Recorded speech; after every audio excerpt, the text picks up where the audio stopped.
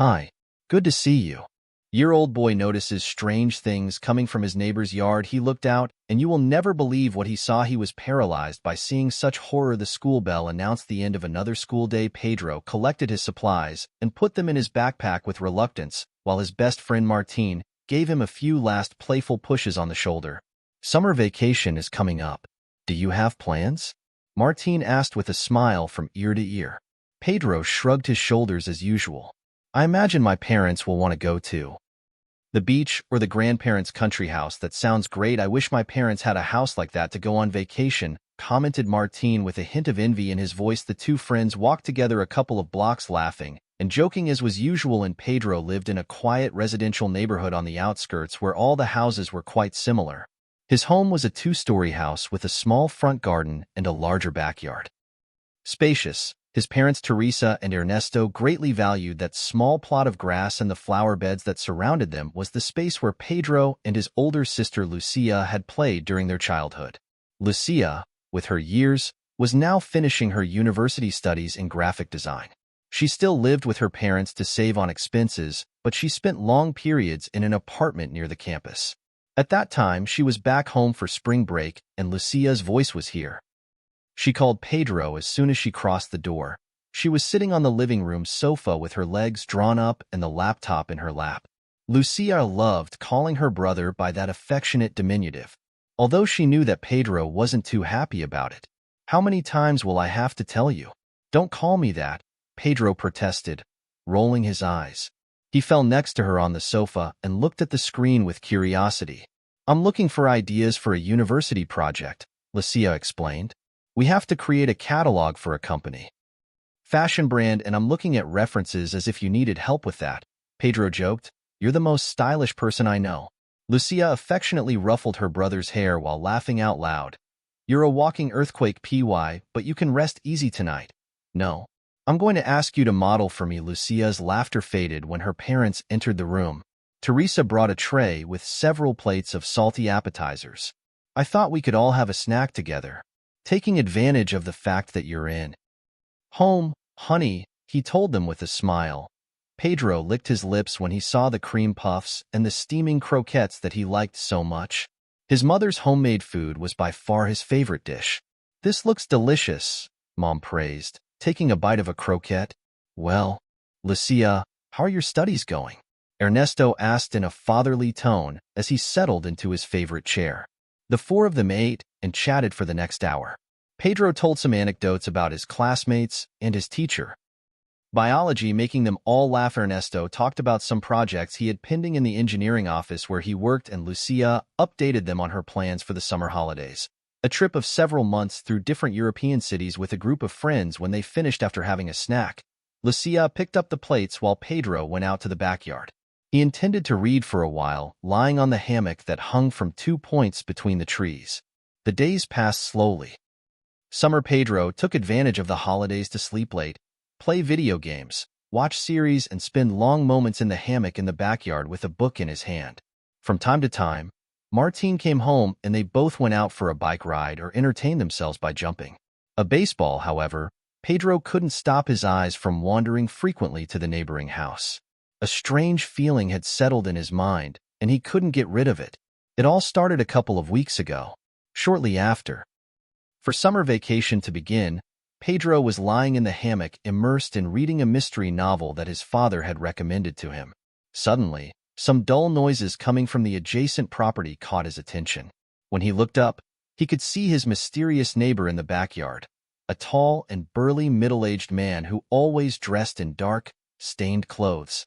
Pedro had never been able to see his face clearly since he usually avoided eye contact and kept his distance from others. Neighbors on that occasion, what he was doing was very strange. With a large shovel, he dug a considerable hole in one of the corners of the garden. His expression was one of absolute, almost obsessive concentration without stopping to rest for even a moment. Moved by curiosity, Pedro, he sat up and watched carefully as his neighbor continued his task for a long time. On a couple of occasions, he even seemed to glance around furtively, as if he feared that someone would be watching him without warning. With prior warning, the man crouched down and dragged what looked like a large black garbage bag to the hole. No matter how much Pedro frowned and tried to sharpen his eyes, it was impossible for him to clearly distinguish its contents. Whatever it was, it weighed too much for only one person could move it easily. The neighbor had to grimace with effort to push the bag to the bottom of the excavation. Once there, he began to quickly cover it with the earth that he had removed earlier, using the shovel to pile up little time. The hole was completely hidden, and the neighbor retreated at an accelerated pace towards the interior of his house. Without looking back even once, Pedro was left breathless with his mouth slightly open in astonishment. What the hell had he just witnessed? Had that man just witnessed of burying a body in his yard? No, that wasn't crazy. There had to be a reasonable explanation, and yet something in the furtive way in which his neighbor had acted kept disturbing that same night during dinner. Pedro couldn't contain himself and he shared his suspicions with the rest of the family. For a moment, everyone was silent and looked at each other with incredulous gestures. "Are you sure what you saw, son?" Ernesto questioned him with a frown. Pedro nodded vehemently completely. Mr. Robinson interrupted him. "Teresa, do you mean?" To the kind neighbor next door, "Yes, that's what Pedro exclaimed. First, he dug a huge hole in his garden. Then he dragged a very large bag there and buried it in a hurry. I didn't dare to look at what was inside, but his behavior was very suspicious." A tense silence fell in the dining room. Lucia looked at her brother with her eyebrows raised as if she couldn't quite believe what Ernesto was saying, and Teresa, for their part, seemed to be reflecting on what to say. Well, Pedro finally intervened. His mother. "I think you've left it carry too much because of your love of mystery novels. Mr. Robinson is an older man who lives alone and hardly leaves the house. You are not going to really think that he has committed a murder." No, Pedro shifted uncomfortably. "I don't know, Mom, but what I saw would have a reasonable explanation, without a doubt." Ernesto cut it off with a conciliatory tone. "Maybe he was doing gardening work and buried some organic remains for compost, or he had to get rid of some large object that was no longer useful. Those things happen." "Exactly. Your father is right," Teresa combined with a gesture. Reassuring hand. "Remember that Mr. Robinson is an elderly person who lives alone. The elderly tend to become a little eccentric and do certain strange things that young people do not fully understand." Pedro frowned. He frowned without being very convinced. He knew well what he had seen, and his instinct told him that it was not something as innocent as a simple gardening job. However, he was aware that the whole experience sounded too bizarre even for the parameters of a very good detective novel. "If you say so," he finally murmured reluctantly. "You shouldn't worry so much, darling," Lucia intervened with a kind smile. "This neighborhood is very quiet, and Mr. Robinson has been living here for years without ever causing any problems." "Exactly." Ernesto supported her. "So don't give it any more thought, okay? You were just a little bored and your mind has started to imagine things." Pedro decided not to insist for the moment, but deep down he knew that he wouldn't be able to get rid of that restlessness head so easily. The following days he decided to observe with renewed attention every movement of his mysterious neighbor, and it did not take him long to discover other equally intriguing behaviors. On a couple of occasions he saw him arrive home with large bags of tools and construction materials, all wrapped in black plastic that was difficult to identify. Mr. Robinson acted stealthily. He looked around repeatedly before dragging the packages into his home. On another occasion, Pedro went out to walk his crazy dog through the neighborhood and to the crossing paths with Mr. Robinson on East Street. He looked at him out of the corner of his eye with obvious concern and quickened his pace to avoid crossing paths with them. "There is something strange about that crazy man," Pedro whispered to him when he discovered what a couple of weeks is. Then another incident occurred that fueled Pedro's suspicions. That day he had gone to the nearby supermarket with his parents to do the weekly shopping. Ernesto and Teresa were in separate aisles searching through the shelves while Pedro had to take care of the cart with the shopping list. The atmosphere at Los Rodriguez house had become somewhat tense. During the last few days, the summer vacation was about to end, and the whole family was preparing to resume their usual activities. Teresa and Ernesto would return to work, Lucia would return to university, and Pedro would start a new school year. However, a topic of conversation monopolized all the family meals: Lucia's imminent trip the young artist had planned, together with a group of friends, a long tour of different places, European cities during the next few months, His idea was to visit various places, attend cultural events and art fairs, all to draw inspiration from his university projects. It will be an experience. Only one, exclaimed Lucia with shining eyes. We will travel without a very established plan, moving freely from one city to another. We want to visit emblematic places but also secluded corners to absorb the authentic atmosphere. I think it's a great idea, honey. She nodded to Teresa with a smile, although her eyes were tinted. They betrayed her out of concern. But I have to admit that the idea that you are going to be away from home for so many months makes me a little nervous. Come on, woman. Ernesto calmed her down, patting her on the shoulder. Lucia is now an adult and responsible woman. She will be able to manage well.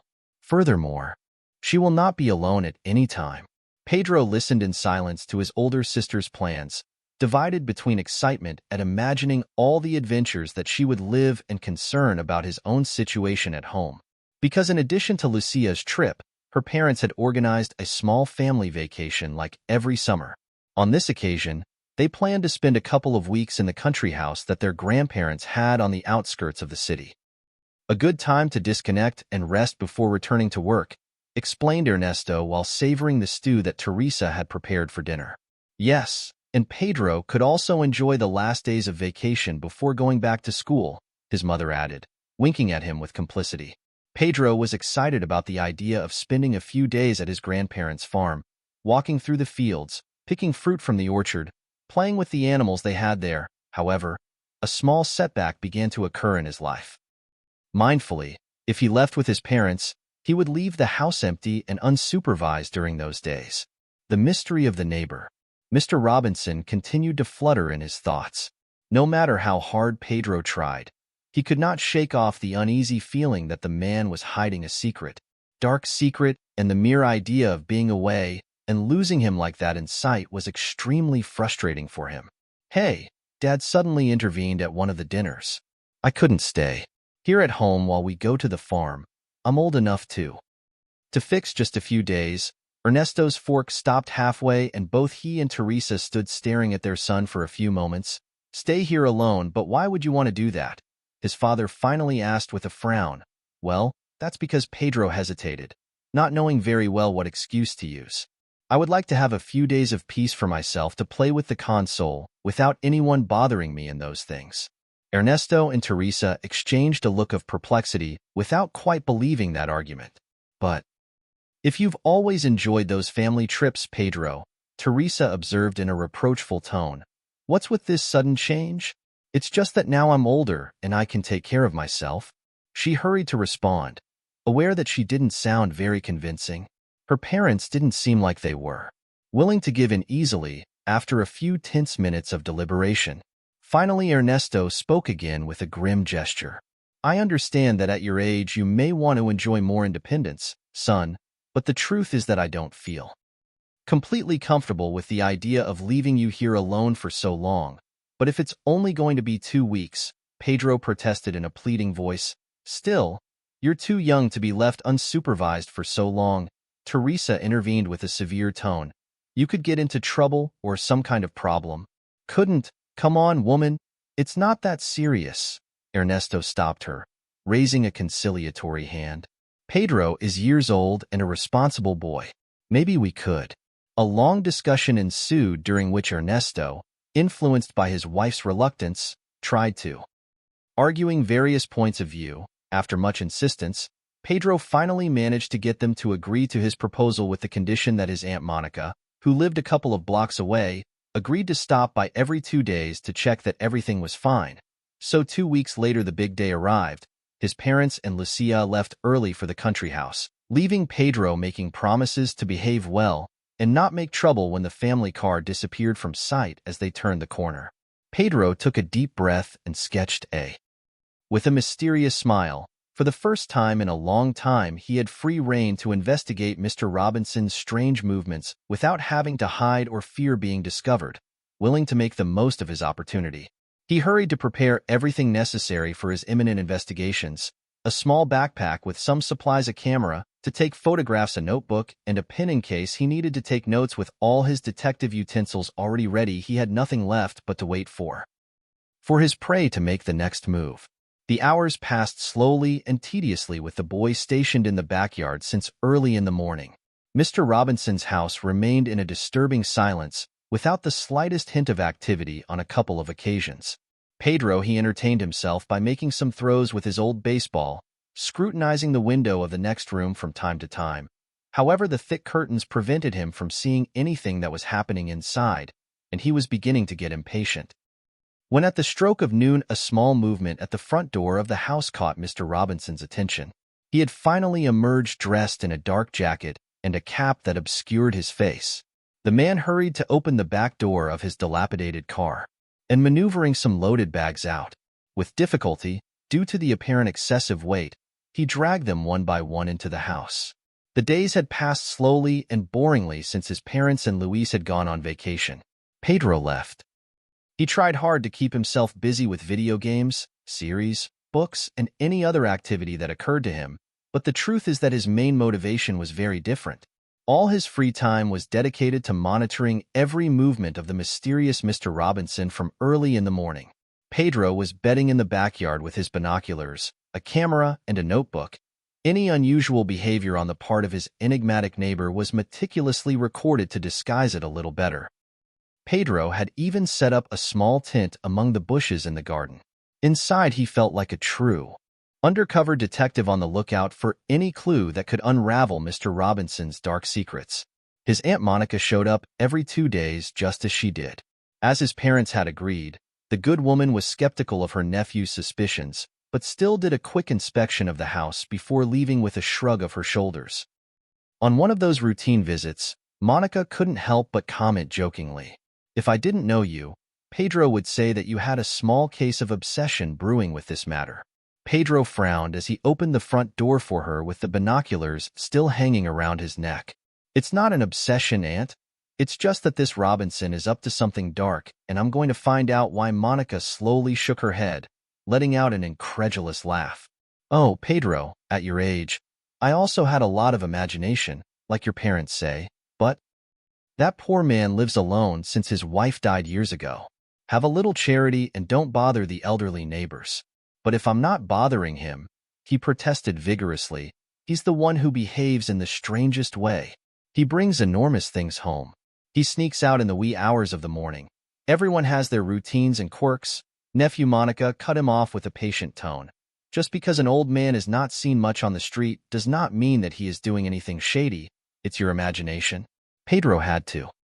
Biting her tongue so as not to contradict her, she knew that no matter how much her aunt tried to explain herself, she would never fully understand. Once Monica had left, she returned to her guard post in the garden. The dark circles began to appear under her eyes during the sleepless nights. But that it only fueled his determination, and finally his obstinacy ended up being rewarded with a new chilling discovery that occurred during the early hours of a hot day. In mid-August, after he was lying in his bed unable to fall asleep due to the intense summer heat. He had left the window of his room wide open in the hope that some small night breeze could cool the atmosphere. Suddenly a slight noise caught his attention. Urgent sound like accelerated footsteps moving stealthily down the street. Intrigued, Pedro looked out cautiously through the window under the dim light of the streetlights and saw a dark silhouette in motion, a hooded figure that she was advancing almost stealthily, carrying a voluminous bundle in her arms. Pedro stifled a start of surprise when he recognized her as Mr. Robinson holding them back alley that separated the houses on that street, and the next one he moved with quick but very cautious steps. Scrutinizing, he looked around constantly as if he feared at every moment that he would be discovered, guided by a sudden impulse. Pedro put on some slippers and crept out of his room with all the stealth he could. He was able to. He tiptoed through the house, went down to the hall, and looked through the peephole of the main door. Mr. Robinson had already left the alley and was heading towards his house, always with that strange package in his arms, swallowing hard.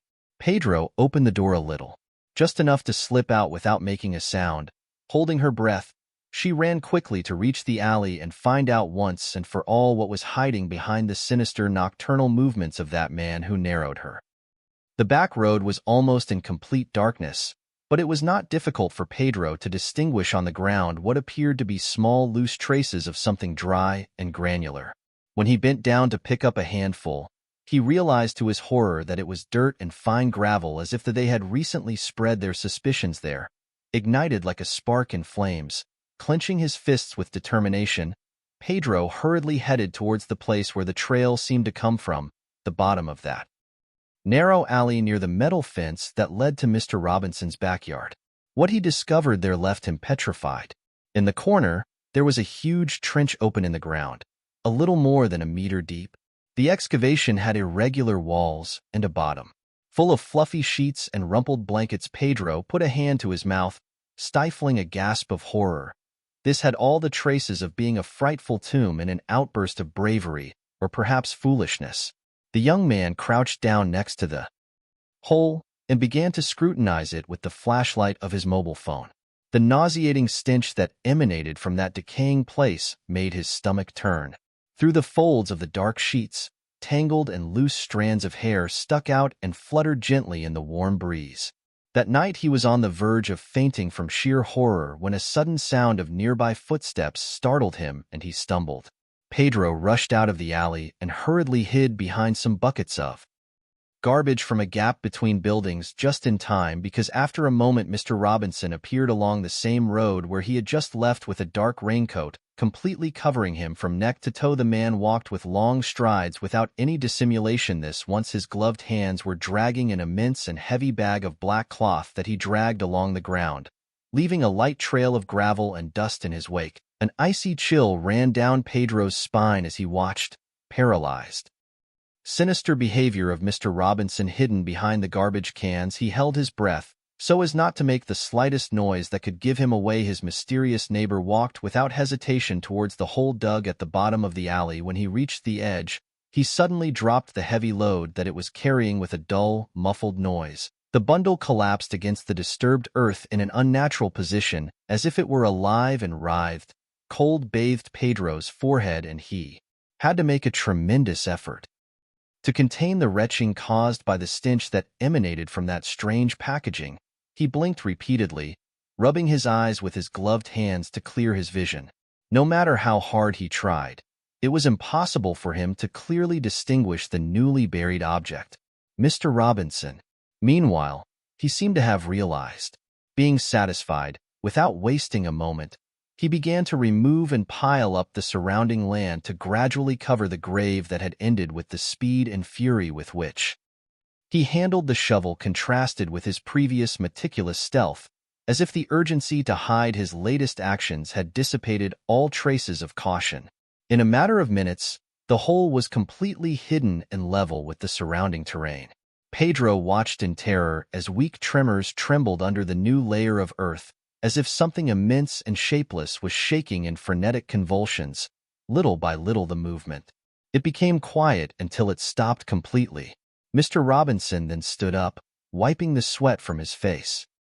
Forehead with his forearm. For a few tense seconds, he remained motionless, contemplating his disastrous work. Then, with his shoulders bowed under a sudden heaviness, he undertook the retreat back towards his house, carrying the shovel and the empty bags. Pedro waited for long minutes in his hiding place, paralyzed by the frightened and fearing to make any movement that would give him away. A part of him was dying to run out of that filthy alley, alert the entire neighborhood, and call the police immediately. But, on the other hand, his curiosity as an amateur investigator consumed him inside. He had to find out at all costs what kind of sadistic secret that man was hiding. Suddenly, one of the mounds seemed to move slightly, as if something inside was shaking desperately. Pedro stumbled backwards, crawling on the ground with a mixture of panic and horror, a pounding in his chest. It was possible that that endless black mass was hiding. Unable to finish that thought, he jumped up and started to run.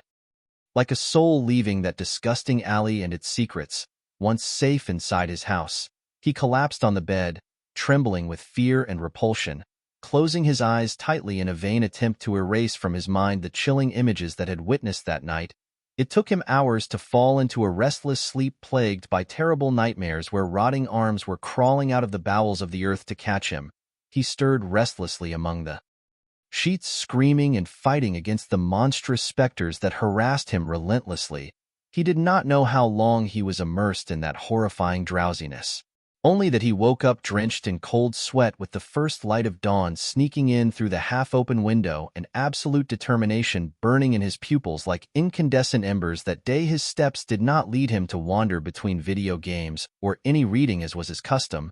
He did not even go out to the patio or eat too much food. He remained locked up in his room, ruminating over and over again about how much he had witnessed, devising a desperate plan of action. Well, if his suspicions were true and Mr. Robinson was hiding a horrible criminal secret, he had to act quickly before it was too late. He couldn't sit back, crossed in the face of such madness, but he was incapable of contacting the authorities without proof. Most likely, no one would believe him. The phone suddenly vibrated on the desk, breaking his reverie. Night had fallen. About the neighborhood when Pedro finally decided to act. Staying locked up doing nothing was torture. He needed answers to understand once and for all the horrible truth that was hidden behind Mr. Robinson's sinister acts. He dressed from head to toe in dark, comfortable clothing. He put on some sneakers without making a sound and went out to the backyard like an automaton, cold sweat dripping from his forehead as he remembered the promise he had made to his parents about behaving well and not getting into trouble during his stay. Absence, well, that was beyond any doubt. Taking a deep breath of air, he headed towards the neighboring house with stealthy steps. His right hand held a small but compact flashlight, while with his left he held a weak knife that his father kept in the toolbox from the basement. "I didn't intend to use it for anything illegal," it was repeated over and over again. "I only carried it just in case things got really bad and I had to make my way through it at all costs." Costa swallowed hard, forcing himself to put those thoughts out of his mind. In just a few more meters, he would reach the back door that led to Mr. Robinson's patio. The enormous garden that opened before Pedro was completely deserted, and in darkness for a few moments he hesitated about where to go. However, a sudden movement caught his attention, a slight flickering light coming from the upper floor of the house. Perhaps it was there where the key to all that mystery was hidden. Guided by a renewed impulse, Pedro crossed the small area, landscaped with long but very stealthy strides. In just the blink of an eye, he found himself at the foot of the rear wall of the house.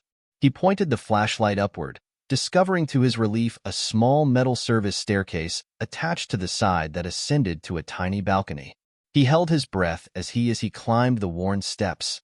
His heart accelerated with each meter he increased, as if he were afraid that he was going to collapse at any moment. However, he managed to reach the narrow balustrade that. He circled the balcony and cautiously peeked out to inspect the interior. Thin curtains fluttered gently behind the only window that overlooked the ledge. Silence. What he saw inside the room chilled his blood until it was colder than ice. The small room was in perfect, almost clinical order, except in the center where an old work table appeared occupied by a kind of enormous shapeless mass sitting on a solid chair with a backrest. Around it, all kinds of cutting and sharp instruments were scattered in an apparently chaotic manner: blades, saws, pliers, files, and a multitude of bottles with viscous liquids of various dull and cloudy shades, bringing it even closer. Through the narrow slit, Pedro could finally distinguish the diffuse contours of that amorphous and compact mass sitting in front of the table. Its shape was strangely grotesque, as if it were a person wrapped in tight cloth bandages. Around him, dozens of fine threads of shiny fiberglass meandered, linking the figure with various points of the surface like a kind of fine and intricate cobwebs. With a violent start, Pedro managed to glimpse then the face of that motionless thing under the light of a table lamp. Because it had a face, yes, but no one of flesh and blood like the others. It was a carved face, carved entirely in a kind of hard white resin. Its features were. They looked almost human, defined and delicate, but in an artificial and real way, like a sculpture that was too perfect. Without being able to repress a spasm of terror, he looked away from that aberration. A thick layer of cold sweat covered his forehead and his hands trembled uncontrollably, his strength exhausted. Pedro, he began his retreat in fits and starts, rushing down the small staircase with such impetus that several steps creaked under his steps. He had barely set his feet on the ground when some lights came on, suddenly lit up inside the house through the living room windows. Pedro could make out some disturbing silhouettes moving in the room, too perfect and artificial, erect figures, slender and elegant, but whose movements were completely lacking in naturalness. Terrified, Pedro stepped back without being able to take his eyes off of those horrible spectral forms that took on a life of their own. His back suddenly collided with the wooden fence of the garden, causing him to lose his balance as he tried to. As he stood up again, his foot bumped against a small, macabre-looking metal structure that he had not noticed before. He lowered his flashlight to inspect it better. The boy found himself face to face with a sinister vision. It was a rudimentary kitchen grill, but the grating was blackened as if by the high temperatures, and between the bars you could see tiny charred remains, as if human flesh had been burned there. The scream that Pedro drowned in his throat seemed to alert Los Fantasmas. From inside the house, his movements immediately stopped. Thousands of black and empty eyes, like bottomless wells, seemed to stare at him through the glass window, paralyzed by horror for an eternal moment. Pedro was unable to react in any way. Only when heavy footsteps approached the interior and hands began to draw the window curtains did he finally emerge from his stupor. Did he turn around and start running as if he were being chased by evil himself. Speeding across the backyard and the sparse separation of the gardens, he crossed the back alley in the blink of an eye. He slipped around the corner and crashed face-first into a garbage cart. The bruises and bruises burned later, but at that moment his only thought was to get to safety. He crawled to get back up and rushed into his house, slamming the door and running to close and bar all the entrances. Then he collapsed in the hallway, struggling to regain his footing. Breathing and convinced that his heart would burst at any moment, the following days passed for Pedro in a haze of frightening unreality after that fateful night and the terrible visions he had witnessed in Mr. Robinson's house. He was barely aware of what he was doing or of what was happening around him. He spent hours barricaded in his room and without taking his eyes off the window. On his lap lay a small but sharp knife that he did not let go of under any circumstances, as if he was afraid that some indescribable horror was going to break in at any moment and he would have to defend himself. Likewise, several times he started violently when he perceived any movement in the neighboring house.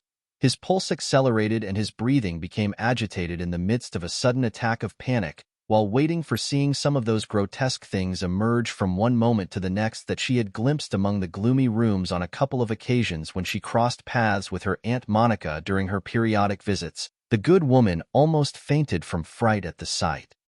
Contemplate the sickly and haggard appearance of her nephew. However, all her worried questions were only answered with long silences and absent glances from the boy, as if his mind were in another dimension. Monica called Teresa and Ernesto several times, warning them of the strange behavior of their son. Those conversations caused Ada's parents' happy stay at the farm to be affected by growing concern. "You think that something must have happened to Pedro while we were gone?" Teresa asked her husband with obvious concern.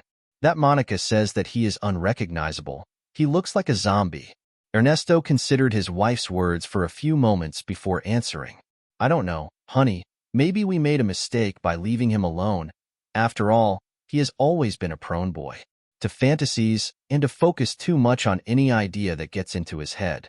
But being absent and terrified, according to what your sister says," Teresa shuddered, shaking her head. "I'm afraid something serious has happened." "What would happen to leave him in that state?" "Oh, my boy." Determined to find out what had disturbed their son so much, the Rodriguez ended their vacation on the farm earlier than planned. With their hearts heavy with a mixture of anguish and remorse, they undertook the return as soon as possible. On the way home, during the tense return trip, neither of them opened their mouths except to exchange brief phrases about driving and worry. The worst omens swirled in the minds of both parents, making them relive the memories. Terrifying stories about kidnappings, violent acts, and dangerous criminals that were so abundant in the news. When they finally arrived at their home, the image they received froze the blood of Teresa and Ernesto. Pedro, with his eyes reddened and sunken in purple circles under his eyes, was curled up in a ball next to the main door when he glimpsed the figures of his parents behind the glass of the entrance. He clung to Ernesto's feet as soon as he opened it in a fit of desperate need for help. "Dad, Mom," they went. the only words he managed to babble between nervous and pleading before collapsing limply in the arms of his stupefied parent. The following days were a whirlwind.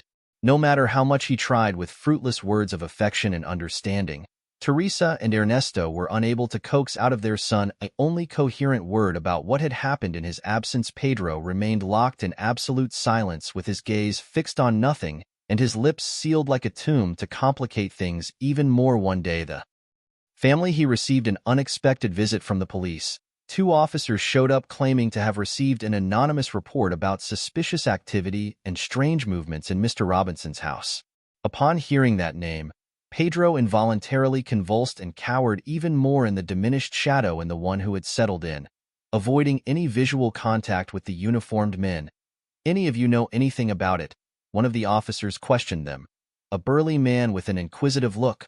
"We understand that your son and that neighbor have had some disagreements, so to speak," Teresa responded between indecisive stammers, not knowing exactly what to answer about it.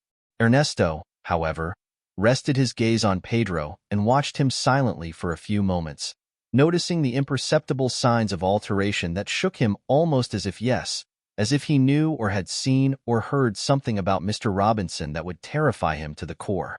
It was then that the head of the family realized that he had to act quickly for a few more minutes. Silence was the only response the officer got. Luis was beginning to consider using more aggressive tactics when suddenly Pedro raised his head slightly and looked him in the eyes with an indescribable expression. "You're not going to believe it," he murmured in a hoarse voice, barely a thread of sound. Luis frowned and leaned forward on the table. "Try it, son. Tell me about it, and we'll see what to do." Pedro swallowed and his eyes swung toward the walls as if he was afraid that they might hear him and judge him. Finally, he returned. He looked at Luis and nodded briefly. "Okay, I'll tell you everything I know about Robinson." And so with a trembling voice he proceeded to recount each and every one of the disturbing behaviors he had observed in his mysterious neighbor.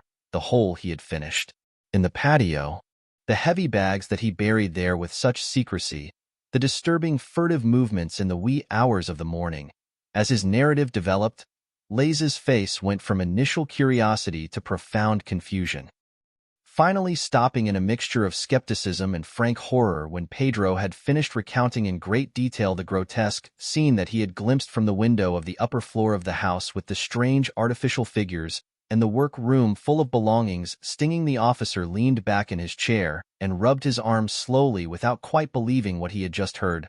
"Son, all that you have told me is extremely disturbing, of course, but in the hypothetical case that it were true, you realize how unusual and implausible artificial figures, living mannequins, sound like a plot from a series or horror movie." Pedro slowly shook his head, emitting a slight anguished moan. "I swear, I'm not making this up. Those things were there. I saw them move, twisting in such a way that a violent chill shook him from top to bottom. They were real. You have to believe me." Luis made a placating gesture with his hands, trying to calm the boy who was beginning to get upset again. Very good, you. I think he lied to calm him down, but I need something more than your word, you understand? If we want to continue with this investigation and clarify what the hell is happening with that Robinson, we are going to need solid evidence to support that." The officer suddenly fell silent with his gaze fixed on his wrist. Pedro's left hand, which was shaking before his eyes while the young man rubbed it against the leg of his pants, blinked for an instant and leaned over the table to see it better. There, obscured between the hairs of his arms but still visible, were some small brownish stains and other minor residues, as if the boy had been lightly scratched by some kind of dust. "What is that on your wrist?" son inquired, pointing to those stains. Pedro's eyes dilated with a mixture of alarm and horror. Renewed, he hurried to hide his hand from the officer's sight, shrinking into himself and beginning to shake uncontrollably. Luis said nothing more, but in his head he began to concoct an idea, a plan of action that was still very vague, but that perhaps, only perhaps, he would be able to shed some light on that intricate and lurid mystery. A few hours later, a small brigade made up of several heavily armed officers converged on Mr. Robinson's home. Luis led them in person with a tense face and a determined grimace curling his lips. Around the perimeter of the house, The agents covered all possible exits and escape routes. Once the pertinent precautions had been taken, Luis climbed onto a small pedestal arranged there. And he went with a megaphone towards Mr. Robinson's house. Here, Officer Luis of the local police ordered him to leave the house immediately and with his hands up, I repeat, leave peacefully and no harm will be done to him. But if he resists, we will be forced to enter by force. Luis' words were followed by a sudden silence. No movement or response came from inside the house, whose windows remained dark and motionless. The officer frowned. He displayed a sign from his belt. Robust police flashlight with one atom indicated to his men to take positions ready to break in and subdue the suspect. Yes, the officer frowned, deploying a robust police flashlight with one from his belt. Suspicious, if it was necessary. Last chance, Mr. Robinson. Come out right now, or I'll go in to look for you the hard way. I shouted again through the megaphone. A few more moments of tense silence passed. And then in the silence of the night, a slight sound caught the attention of Luis and his men, a barely perceptible creak, a kind of dragging noise coming from inside the house. There is movement, whispering one of the agents, tensing his weapon. It seems that he is heading towards the main door. Everyone, the officers, converged their gazes towards the threshold of the entrance, where indeed a dark silhouette began to be glimpsed slowly with an almost imperceptible squeaky, metallic hiss. The door began to open outwards. Luis. He narrowed his eyes and illuminated the opening with his flashlight, pointing the light squarely at the dark and indescribable shape that was beginning to emerge towards the outside. What he then saw chilled the blood in the veins of everyone present. A species of being slipped out of the room. House with graceful but artificial movements that defied all natural logic. Its elongated and insubstantial body seemed molded with a thin sheet of plastic tinted light gray, forming a vaguely humanoid silhouette, although exaggeratedly stylized and smooth without defined features. All eyes, stunned by horror and disbelief, were captivated by that grotesque shape while it moved sinuously forward, mute and undaunted. Its footprints left wave marks on the grass, as if the footprint of such a light being nevertheless bore an enormous weight of weight. Soon a second figure emerged, crawling after the first, and then a third, and immediately another. Soon a small procession of those shapeless things made its way, covering the exit of the house like an escort of profiled guards. A cold sweat. Pearl jewelry was real or just a vision of nightmare. Luis squeezed the butt of his service weapon tightly, making his way through his men to advance with a determined step towards that frightful procession that came out of the abyss. He raised his flashlight, illuminating it with a steely glow of raw light. The face of the first creature, a gleaming oval of smooth white plastic and immaculate, completely devoid of features or profiles. Hi there, bellowed the officer, holding his gun. What the hell? It's you. Identify yourself immediately, or we'll open fire in response. The flat, white head of the thing turned with a crude snap, as if it had barely noticed the presence of the small group of men. His companions duplicated the gesture, turning their expressionless faces toward the men. Officers in a slow movement of scaly necks. Then a voice suddenly reached them, grave and ethereal, lacking the slightest modulation, as if it had emerged from beyond the grave. Robinson no longer exists, the first creature whispered with a sibilance. Robotics, we are perfection made into flesh, molded at will, life sculpted with one's own hands. Luis paled until he acquired the lividity of a corpse. His knees weakened for an instant, while his wild eyes blinked again and again. Capable of processing what they were contemplating shooting was all that he managed to articulate with a low voice before the first people opened fire. At the discretion of those aberrations, the roar of the accurate shots echoed in the quiet night like a furious thunder, but none of the bullets seemed to have the slightest effect on the inorganic beings. The thin plastic bodies only wobbled slightly with each impact, as if they were made of a robust steel alloy, and not simple artificial coatings. The shooting stopped after a while. After a few tense seconds, with the officers contemplating in terror the total ineffectiveness of their weapons, the only visible scratch on the bodies of those things, a thin, barely perceptible crack, was beginning to appear. A blackish and viscous liquid flowed out that made everyone grimace with repulsion. You see right now that our works are perfect, the ringleader continued with his same robotic and impassive voice. and immediately extended his forearm towards the astonished men in a sudden and withering setback. An inexplicable invisible shock force hit them squarely, throwing them into the air like rag dolls until they crashed against the facades of the nearest houses. None of them rejoined. After such an impact on humans, only the seriously injured officer with several broken ribs managed to raise his head to witness how those repulsive artificial creations began to advance towards the center of the city with their graceful and slow movements, leaving a trail of dark putrid liquid. In his footsteps shortly after the first calls for help and emergency began to flood the lines of the central police station, an ominous tide of horror was hovering over the city and nothing and no one seemed capable of to stop her.